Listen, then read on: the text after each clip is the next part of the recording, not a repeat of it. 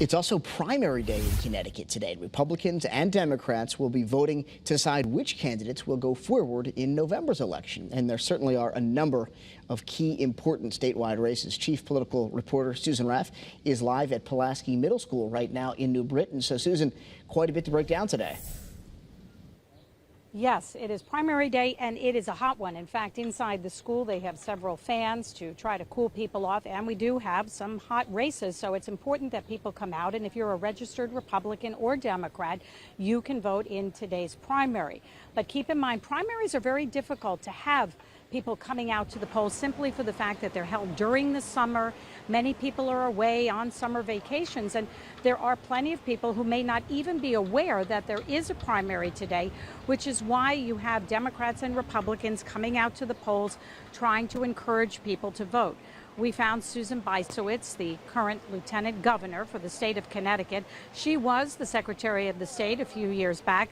She was here at Pulaski Middle School. It's a popular spot for voting and trying to encourage people to cast their ballots today. We are getting out the vote for Democrats, but hey, Republicans are also having a primary as well for U.S. Senate and for Secretary of the State. And we want to encourage anybody who's registered as a Democrat or Republican to get out and vote by 8 o'clock.